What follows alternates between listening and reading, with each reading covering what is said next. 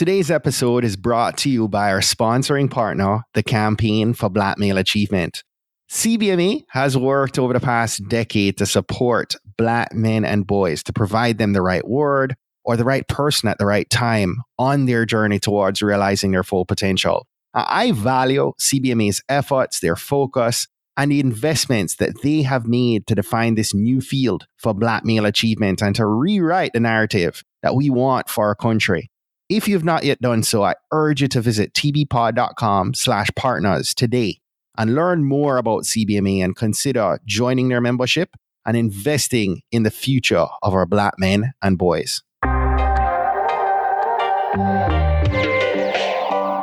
You're listening to the Trailblazers.fm podcast, where we'll explore the stories of today's successful Black professionals, entrepreneurs, and leaders. Join us to access the knowledge, resources, and tools of these accomplished professionals and come away with the know-how, confidence, and motivation you'll need to blaze your trail. And now, here's your host, Stephen A. Hart.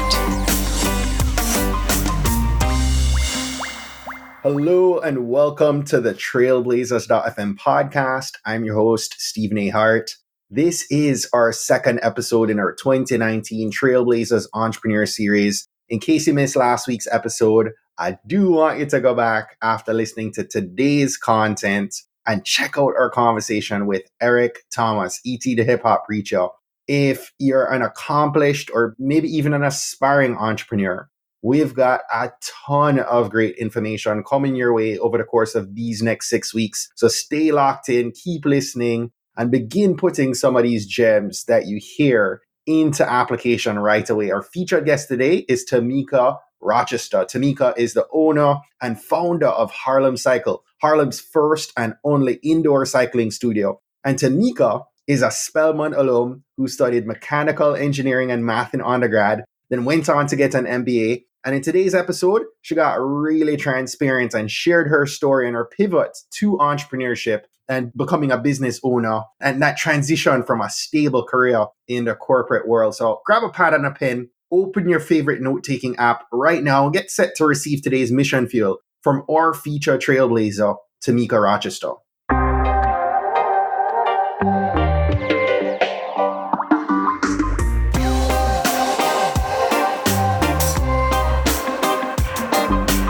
Tammeca, welcome to Trailblazers.fm. It is a pleasure to chat it up with you tonight.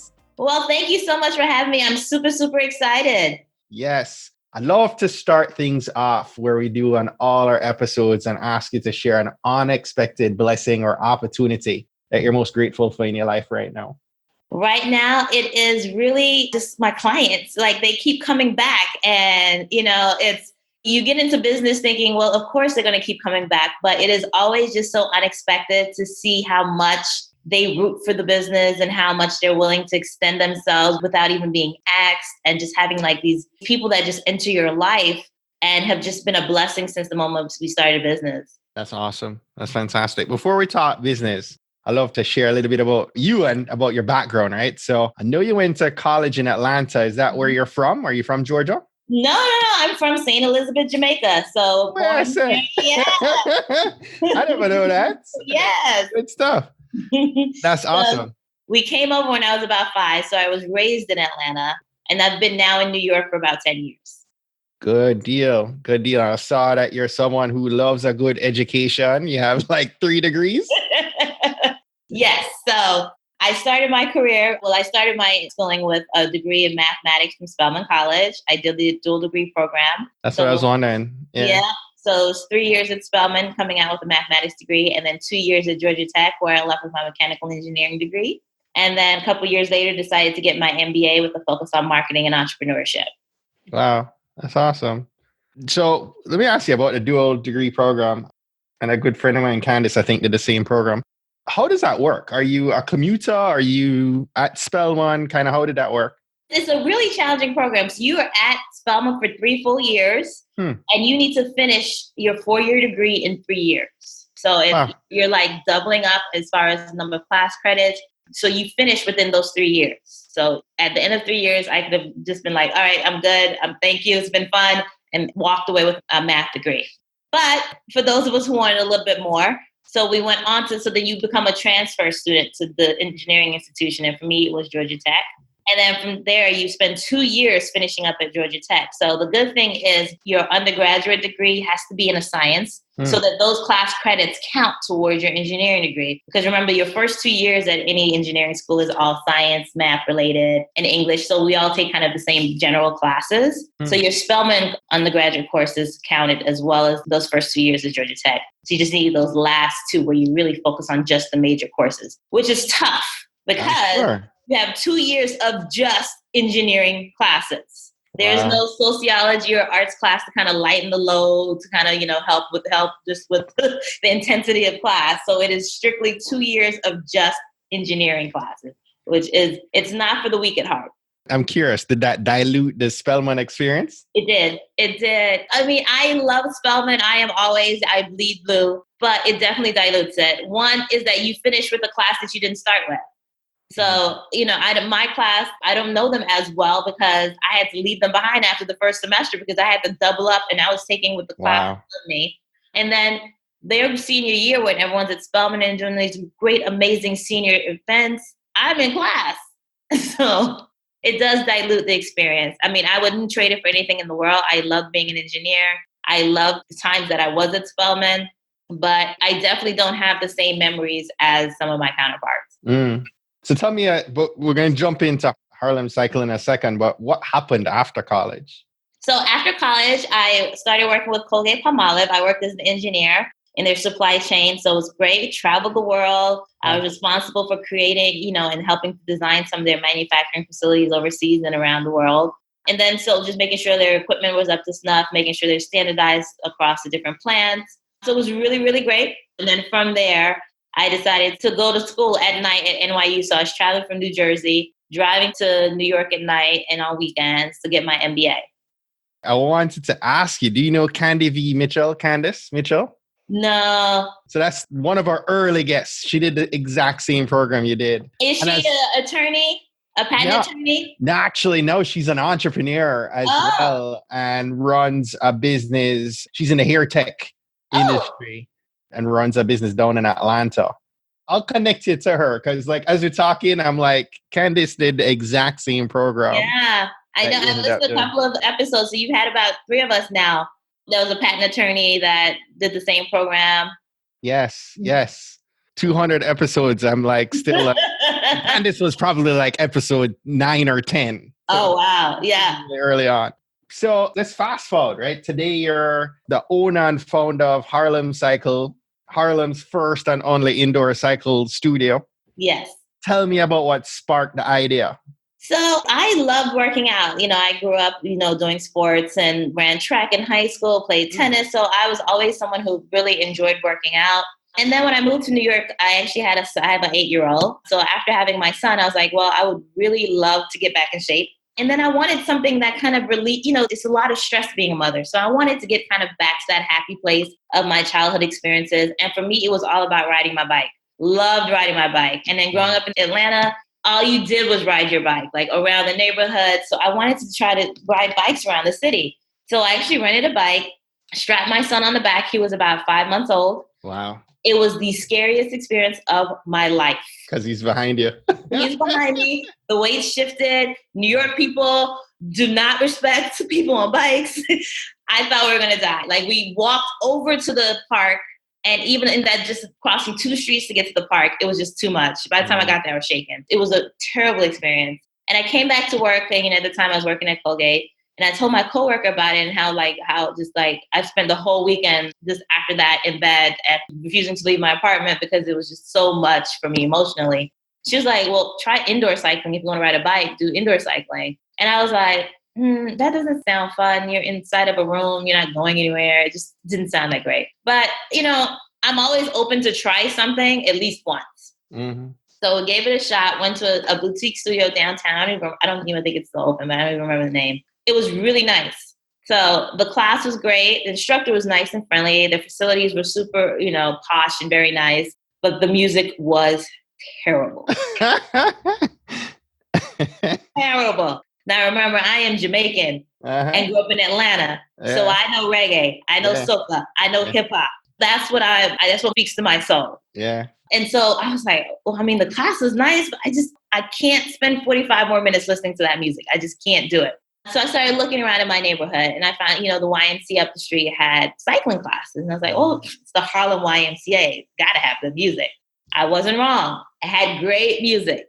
It had terrible customer service. Wow. The facilities were a bit dated. And then it had just really just outdated systems where you had to wait an hour and a half before to sign in and then wait for a bite. It just didn't make any sense. So I was like, wow, this is crazy, that we can't have the same thing from downtown, uptown, but with an uptown feel, like the uptown music and culture. So one day I'm out for a run and I'm like, I saw this abandoned building storefront that had store for rent sign. And I was like, oh, this would be awesome if it was a cycling studio right here, right? I could just run to it and it'd be great. And, as you're running, how thoughts come as you're running. So I'm like, wait a minute. Do this. I'm gonna go home. Let me run some numbers. The engineer in me comes out every time. Let me pull out some numbers. And as I'm like, okay, I can do this. So I started writing my business plan and I was like, okay. Wow. That was November. And by April, I built it out and we had our first class. Really? It happened that fast. Wow. That's amazing. So hold on. Pause for a second. How do you transition though? Because you're an engineer by training. Right. Well, you did do an MBA. Yeah, I had my MBA and I had transitioned into marketing at Colgate. So, yeah. So I'd worked as an engineer and then I transitioned over to the marketing department where they had me in charge of one of the largest brands. Didn't love marketing. Didn't love it at all. It was very different than engineering. Engineering was, we were a team with a common goal. Marketing, it was like we were all fighting for the top position and we didn't realize it was just very weird to me to transition to that kind of environment. Really? Yeah. So I didn't love marketing at all, actually. I'm in marketing and I don't feel that right now. But, I will say I transitioned I'm now in cybersecurity and I am working with a company that has been a dream, as much of a dream as working a corporate job. Yeah. For my entrepreneurial wiring could be. And it's been amazing. But I feel you on that because I'm coming from working in a software company where me and engineers bumped heads all day. I'm sure your engineers probably gave you side eye when you went to marketing. Oh, did they? They would call me on this, Tammeca, you going to the dark side. What are you doing? What's happening? All the time. But, the reason I got into marketing was as an engineer, I was like, who's making these decisions? Who's coming up with these ideas? I had to know, why was I being asked to redesign a whole plant just to create this one product that I saw wasn't going to sell? And so I was like, who made this decision? And so I was like, I got to figure out, I got to be on the other side because these decisions are flowing down to me and I'm not happy with them. But I got there and realized I didn't enjoy the work.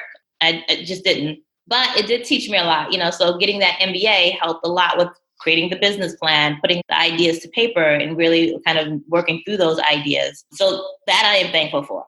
Yes. So how did that transition happen, right? Was this what you talked about November to April? Was this full jump ship? Was this part-time hustle? Talk me through that. I wish it was full jump ship, but I did not have the money for that. So I actually kept my job. So we opened up in April and I worked until February of the following year, full-time still. It was a tough year. So yeah, because you have your son as well. My son, and it was really tough for him as well. I didn't even, you just get in the habit of doing things so much your body stays in motion until you finally take a break. We would wake up every morning 5:45 to be at the studio to open up for 6 o'clock classes. Wow. Then I'd drop him off at daycare. I'd head downtown and be at my desk by 9 o'clock. 5 o'clock, I'm running out the door to make sure I picked him up so we could go back here to open up his for 6 p.m. classes. And then we're here every night till 8:30. And that was every single day. We're open 7 days a week. In the 4 years that we've been open, I've only closed 3 days and those were Christmas. We only close on Christmas. So it's tough. I actually gained almost 40 pounds my first year. Owning a Wow. So that says a lot. Yeah, you're working in the business. Yeah, well, and it's the level of stress that was behind it is, particularly when it's your first business and particularly when it's your first year, because everything comes at you the first year. You have no idea what's going to come, but it comes at you that first year. And having to still hold that 9 to 5, it was tough. So what was the pivot? What was the kind of writing on the wall that, all right, I need to jump now? Was it crossing a certain financial marker, or was it just like, this is time? I always tell people, I wish I had the courage to have made the leap, but I was pushed. So actually, I remember sitting down with my manager at the time, and, she looked at me and she's like, Tammeca, I feel like, they had just found out like a month earlier because I kept it to myself at Harlem Cycle. But we had gotten such great press. We had been on the New York Times. We got like all this great press that you couldn't hide it. You couldn't hide it anymore. And so, we're sitting there and she's like, I just feel like you don't want to be here. And at that point, I was drained. Mm-hmm. And I was like, do you understand what it took for me to get here today? Mm-hmm. Like, it just blew my mind because I was like, I am giving you 100%. And I really actually don't want to be here. But I am 100% or 100% of what's left. Yes. I am drained physically from just getting here every day. And that was on a Friday. That Monday I came in and I was like, I'm submitting my 2 weeks notice. And tomorrow I'm taking vacation for those last 2 weeks. I can't do this anymore. So that conversation was like the push for me. I physically couldn't do it anymore. Wow. That's interesting, like that. Sometimes we think like, oh, it's going to work out, right? To where you can control that. What's your advice to somebody who's in that 9 to 5 and trying to process that? Well, this is the thing. It's when you realize that you are physically unable to keep up with that schedule. I mean, the signs were on the wall for me, the constant weight gain, the not getting any sleep, the high level of stress. Like the signs were on the wall that I physically couldn't do this. Yeah. And it's like, don't wait to the point where you're about to break down. Mm-hmm. Like make the leap then. And I can say since I made the leap, we've grown exponentially. It's like I was holding the business back. Wow. So let me ask you, like, take us back for a second. What did you need? Like, what were your first steps, right? So doors open in April and you talk about, opening up, closing, but who was there in the gap, right? Like, did you have to hire, a certain number of people? Talk us through some of that. I hired, we needed instructors. I had to hire a front desk team. And so even with that, there was a lot of challenges because 2 days before we opened, I had to fire one of the front desk staff. So there was always something. You never know in that first year, there's always something. And so hired a front desk staff who would be able to kind of fill the gaps in the times that I couldn't get here or could at least open up for me before I got here. And then hired instructors. So when I opened Harlem Cycle, I signed the lease for our space in February. And on February 14th, I got my instructor's license. So I wasn't even a licensed instructor when I signed the lease and committed to opening this studio. And so from there, I was like, well, a good business knows I know my place. I'll just hire good instructors. That was the role, find good instructors. And I did. And I found great instructors and they taught me how to teach and how to lead classes. And then from there, I started teaching in October of our first year. Wow. How much time so you're talking about the open and close, but were you working right through the weekend? We worked every day. Every day.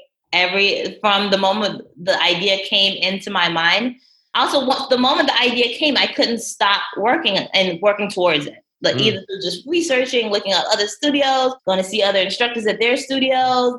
There just is a constant amount of work that happened. But to even open the doors, so people think that opening the doors is like the first step to the business. It's months before that. It's finding a lease, negotiating the lease, finding a realtor that will accept you, putting down this significant amount of money, finding a contractor, going through the permits process. So all of that had to take place before you could even hold the first class. I wish the first step was just opening my doors and people come in and take great classes. But the hard work, creating the website, all those things take a lot of time and energy before you can even put that open sign on the front door. Yeah, absolutely. Who were you turning to? Or did you have mentorship? Did you have peers that were in business? Who were you getting input from and advice from? Or were you just going it alone on faith? Jesus! Well, my fiance, who's a fiance now, he was just a boyfriend at the time. But at the time, it was my boyfriend. I would run ideas by him. I would run ideas by my sister, who's an attorney in Atlanta. But that was kind of it. Really? That was kind of it. And, once I started hiring my instructors, then I would run ideas by them. which I think has also helped in kind of our relationship with instructors, because all my team now has been with me since we opened. Really? And it's because they've been part of the birth of the studio. So it's really, and then I've also been someone who's just very open for input. So it's, knowing that I wasn't the expert, but they were. They work at many other studios, and they can tell you what's wrong with those studios and what's right with them. And I needed to know both sides of that coin. I will debate you on that and say, yes, they were with you from the birth, but that's not the reason they likely stayed. Clearly, you've created the right environment and experience for them to stick with you all this time, right? Thank you. Yeah. Well, I've learned that this is a field where it's a high turnover rate. Yeah. So, 4 years, right? Yeah. Well, we're going on 4, but yes. Yeah. So, I am very blessed with my team. Dust them shoulders off, girl. So, no business, right, goes through a climb straight up a ladder. You're on a rock climbing wall, right? You jump in cross. Talk me through some of the more memorable challenges or failures, and more so kind of walk us through the lessons in those valleys. So I would say in any business is such an emotional roller coaster, just the ups and the downs. There were days where I'm like, could one person buy something from us today? Because I still have to pay my instructors. So, I think the lesson learned is always having that little pot for the bad days. So, there was days where my instructors are teaching 1 or 2 people. We just opened, and 1 or 2 people, only people that knew about us. But you're still paying them. You have to pay your instructor their full salary, knowing that clearly this class made 0 money. So just making sure that you always look at your numbers. Now, I had figured in this into my plan. And the interesting thing is, when you put together your business plan and your financials, I don't think people consider negative numbers as real numbers, but that's a real number. And that negative has to come from somewhere. Mm-hmm. So if you don't have a pot that can pull from that negative, and so for me, it was pulling from my current 9 to 5, was able to help pay the payroll and keep us afloat that first year. So that was one lesson learned, is making sure you have that safety net. Then 2, I'd say my biggest lesson has been to hire slowly, fire quickly. I am very meticulous, and when it comes to who joins this team, it's, I want to keep our environment a certain way, and I have a certain standard of excellence when it comes to the level of classes that we're putting out there, particularly being the first and particularly being the only in Harlem. We are setting the standard, and I want that standard to be as high as possible. So I'll tell you, in the past year, I must have seen at least 50 instructors audition for me. I've hired 1. Wow. And these instructors teach at plenty of other studios, other gyms, the top studios around here, and they're not Harlem Cycle quality for me. And to me, that's important to make sure that this is my brand and that it represents us well. Now, with that also puts me at a deficit. That means I can't increase my number of classes because I can't burn out my team. So because of that, I've created a training program. So if I can't find the quality that I want, I had to create a training program to get the quality that I need. So it's, be meticulous in your hiring process, but when you're creating your own gap, you need to fix that gap. And so I've created the training program that way. And so those are number 2. And then I'd say the 4th one is just remember that you are not the smartest person in the room. And I've had to learn that several times. But I've never been someone who believed I was the smartest person in the room. But now having a team of experts who fitness is what they do. This is what they do. Having them here all the time, asking their opinions. Those have been really what keeps me grounded. And I've learned that the hard way, where I'm like, oh, let's put this class on the schedule. And everyone's like, I don't think it's going to work. I'm like, let's try it. And it fails miserably. Really? Nobody likes it. Nobody likes it but me. And so it's like, okay, step back. Maybe these people that work at plenty of other fitness studios knows what they're talking about. So listen to your team. So I've had that. I've had challenges where it's come to, even as I mentioned, we had to fire our front desk manager 2 days before we opened. And so, it's like you saw the red flags there, change it now before it just continues on. It always leaves you at a point where you're down a resource. Yeah. No, this is good though. As we kind of look ahead, you're 4 years in, looking ahead, what's the vision? What's the next step? So we are opening our second studio. So we're opening our next studio next year. Thank you. Yeah. See, and I've even planned it out much further in advance now. So not until July 2020. But we're planning that studio for July 2020. in Harlem. And then from there, we're branching out from Harlem to different boroughs and then from the Northeast. So what I've seen is, and we get this a lot, actually, a lot of people write into our Instagrams or send me emails on how they're looking for a studio similar to Harlem in their neighborhood. And I think it's the culture that we've been able to create, the music that we're playing, the level of excellence when it comes to our classes. And people are looking for that. And so we want to make sure that we bring this around the world. I always tell people the Harlem Renaissance started in New York and it spread around the world, and so will Harlem Cycle. Yes. The engineer in you, I imagine, lends strength to being able to create certain processes and systems, right? To fuel you being able to duplicate the business model and sort of franchise out from where you are with what's working right now, right? Yep. So the engineer in me can't help but write everything down. I just can't help it. There's a manual for everything. Everything. There is a manual. And that's a blessing, though. Well, yeah, because I want this brand to stay the same no matter where I go. I always think about when I go into like a Dunkin' Donuts and like this one's great, but the one down the block is terrible. It's like, but it's the same Dunkin' Donuts. Why is that?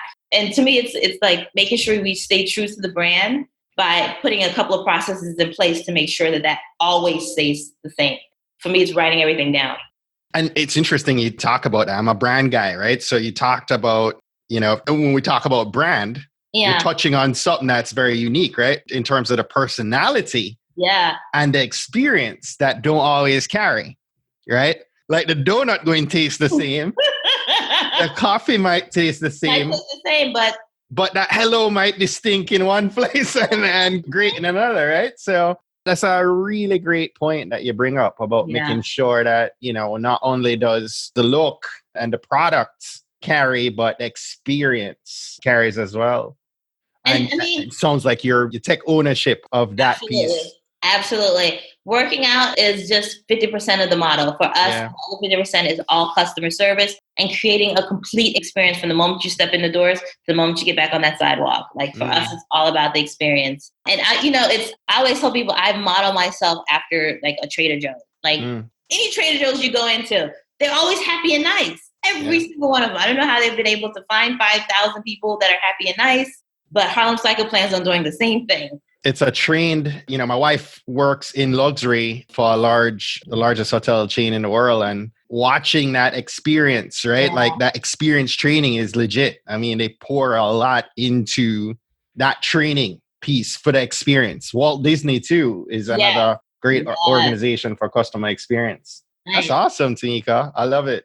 Listen, before I could keep you here for another half hour, but before we start wrapping up, tell me about a book that you've read or you're reading right now that you think we should be adding to our reading queue. That is a hard one for me. I have to admit, I have not read a book in a long while. Let me think of what I read. Or how do you consume? What do you consume? Are you a podcast consumer? What kind of... Well, I do listen to a few podcasts, maybe like 3 or 4 that I'm like habitually listening to. Including trailblazers.fm. Of course, that one. Of course, that one. But I have now found that I spend more time, like every day I get the Google updates for fitness and indoor cycling. So I read every single article that comes out every day about those two. So you're staying on the industry. I make sure I am on top of it, particularly because this is my background. So I feel like I'm catching up a little bit, but more it's from the forward looking. Yeah. So I spend a lot of time reading articles every day on health and wellness, fitness, but also kind of the psychology of it. Because this is the industry, where we're not here to make you feel bad about your body. It's here to get you towards wellness. So I read a lot on body positivity. I go to a lot of events on body positivity to make sure that I am reaching and touching my clients in the way that they need to be spoken to. But I'm at a loss of the last book I read. I'm in a batch series. So I apologize to my listeners because I probably said this in 2 or 3 interviews in the last couple of days. And for those of you who are not familiar with my process, I'll batch, 4, 5, 6 interviews in a tight window at times. So sometimes what I'm saying carries one episode to the next. But I'll share with you, I have been very actively consuming books now through audio. I have all these books right behind me that many of them I want to get into, and I can thumb through a chapter or 2, but I rarely ever finish a hardcover anymore. Oh, where I will consume book after book because I'm a podcaster. I consume yeah. audio. I'm a podcast listener as much as I am, a podcast host. And I've found like in the last month, I've listened to at least 3 books that I'm thinking of right now. And most recently, just finished Brian J. Dixon's new book, Start With Your People. I think you'd really enjoy Start that with the one people. Okay. as well. But business guy, marketing brain, very dialed into the experience as well. I think you'd enjoy it. Christian brother, Christian guy, that wife and kids and so on. But check out Start With Your People. I think it'd be a good audiobook. And the thing with audio, you listen to it while you're doing 10 other things, right? So you can consume it. But give it a shot and see how you like that. I will. I'll add it to the list. I'll let you know when I do it. Yes. So last question for you. Before we get into the last question, tell our listeners how we can stay connected and learn more about Harlem Cycle. Well, you can always find us online through Instagram, Facebook, or Twitter at Harlem Cycle. Then you can also find us via the web at www.harlem-cycle.com. And you can always email me at info@harlem-cycle.com. Good stuff. Tammeca, last question for you. What's one action we can take this week that's going to help us to blaze our trail? One action is to, let me think. Oh, that's a deep one. Is to really sit down and kind of do your SWOT analysis of yourself. I think the best thing to blaze your trail is to understand who you are as a person and where your weaknesses and strengths are, and then work from there. Love it. Tammeca Rochester, thank you so much for being our guest. Thank you for having me. This has been awesome. Thank you so much.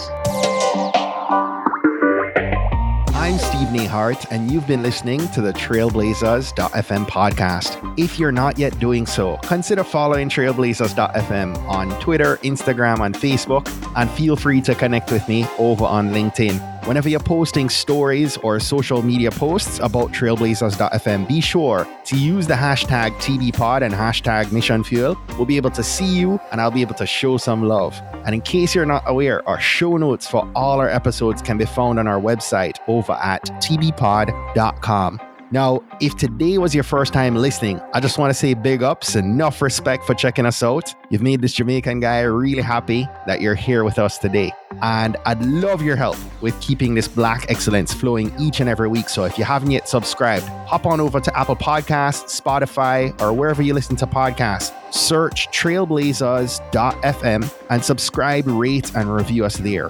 Be sure to browse through some of our past episodes. There are more than 150 published episodes now, and a little something is out there for everyone to help keep the knowledge flowing.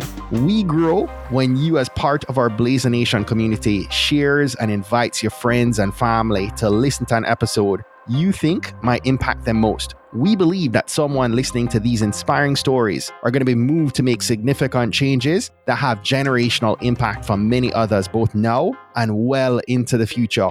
Don't miss next week's episode. New episodes are released each and every Monday morning at 5 a.m. Eastern. Blaze the Nation, go out today and find a way to rise above, go way beyond, and keep blazing your trail.